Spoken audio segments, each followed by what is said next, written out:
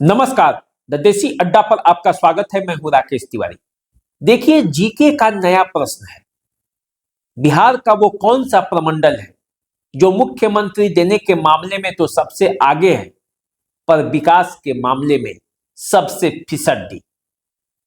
छह मुख्यमंत्री इस प्रमंडल ने बिहार को दिया है, पर जब विकास के आंकड़ों पर नजर डालते हैं तो फिर यह प्रमंडल सबसे पिछड़ा हुआ नजर आता है। देखिए, विकास का कुछ पैमाना होता है।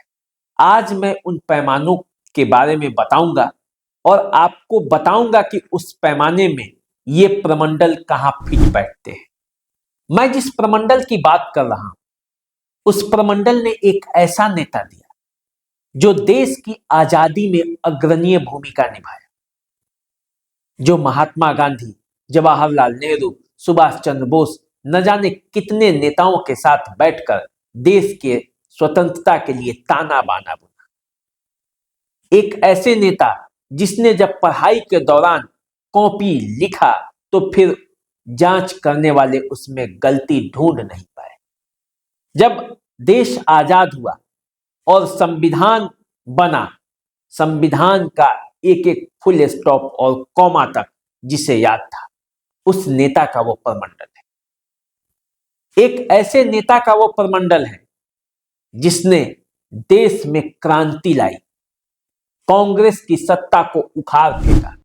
वैसे प्रमंडल की ये कहानी है, आज मैं आपको बताने जा रहा हूं, जहां विकास सबसे पिछले पायदान पे खड़ा है, जिसने राज्य को 6 मुख्यमंत्री दिया।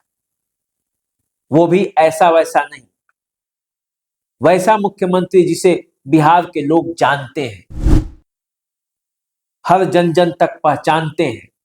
वैसे नेता इस क्षेत्र से रहे हैं, वैसे मुख्यमंत्री इस क्षेत्र से रहे, लेकिन फिर भी इस क्षेत्र का विकास नहीं हो पाया।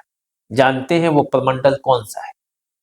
वो प्रमंडल है सारण प्रमंडल, जहां देश के पहले राष्ट्रपति डॉक्टर राजेंद्र प्रसाद पैदा लिए, जहां जयप्रकाश ने जन्म लिया, जहां लालू प्रसाद यादव, राबड़ी देवी, दरोगा प्रसाद राय, अब्दुल गफूर, राम सुंदर दास जैसे नेता जहां से जन्म लिए, मुख्यमंत्री बने बिहार के। लेकिन जब विकास की बात होती है तो सारण प्रमंडल सबसे पिछड़े पायदान पर है।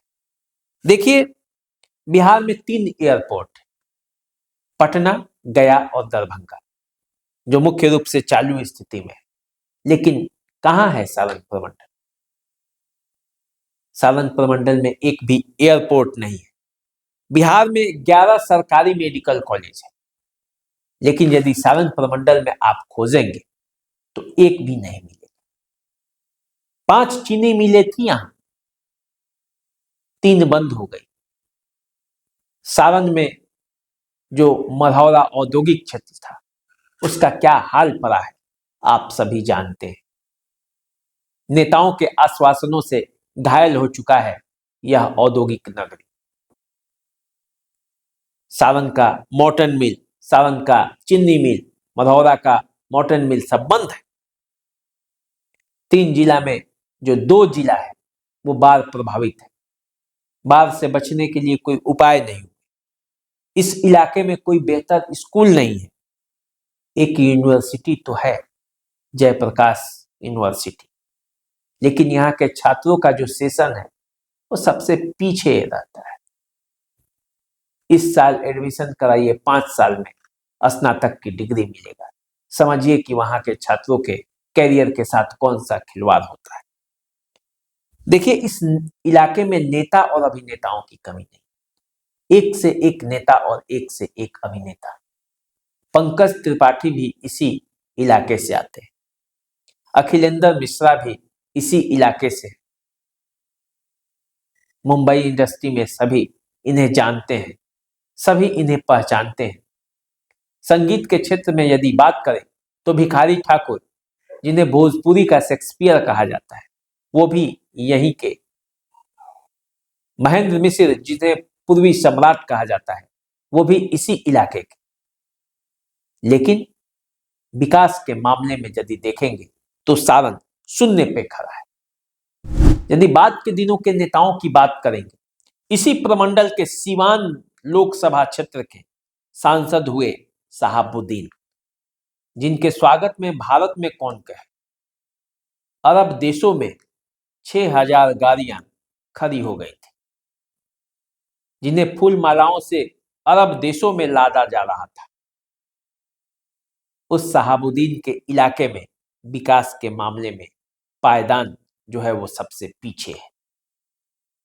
प्रभुनाथ सिंह, जिनकी दबंगई की कहानी आज भी लोग कहते नहीं थकते, लेकिन उस इलाके में भी विकास पहुंचा तो कहां पहुंचा। इसी इलाके के लालू और राबड़ी देवी अभी भी हैं, तेजस्वी यादव अभी भी हैं, विपक्ष के नेता हैं, सरकार में भी आते हैं, लेकिन विकास के मामले में सारण प्रमंडल कहां खड़ा है, आपसे छुपा नहीं। सारण प्रमंडल के साथ भेदभाव क्यों होता है, जबकि सारण प्रमंडल सदा सत्ता के साथ पूरी जोर शोर से रहता है।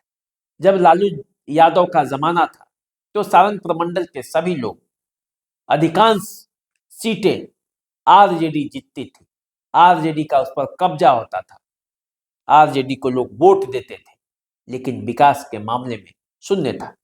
आज नीतीश कुमार का आज शासन है तो सारण की जनता उनके साथ खड़ी है। लालू यादव इसी धरती के हैं, लेकिन 4 लोकसभा की सीटें सारण प्रमंडल के लोगों ने नीतीश कुमार और बीजेपी को दिया। 2 बीजेपी के पास है, छपरा और महाराजगंज, 2 जदयू के पास है, सिवान और गोपालगंज। लेकिन विकास के मामले में सारण प्रमंडल के ये उपेक्षा क्यों? आज ये सवाल है, और ये सवाल सिर्फ सारण प्रमंडल के लोगों के मन में ही नहीं है, ये सवाल तो जीके का सवाल है।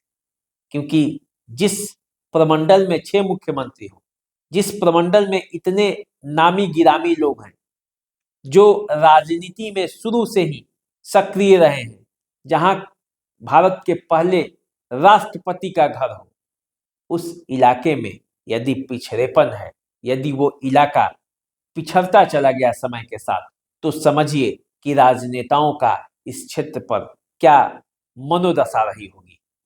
राजनेताओं ने इस क्षेत्र को किस उपेक्षा की दृष्टि से देखा है, आप समझ सकते हैं। तो चलिए, आप अपने क्षेत्र के विकास के लिए जागरूक रहिए, सरकार से सवाल पूछते रहिए, अपने नेताओं को जगाते रहिए, ताकि आपका हक आपको मिलता रहे, आपके हक के साथ कोई हकमारी न कर बैठे। इसके लिए आपको तो जागरूक रहना ही होगा। चलिए, हमें दीजिए इजाजत। चैनल को सब्सक्राइब कर लीजिए, फेसबुक इंस्टाग्राम पर हमें फॉलो कीजिए। नमस्कार।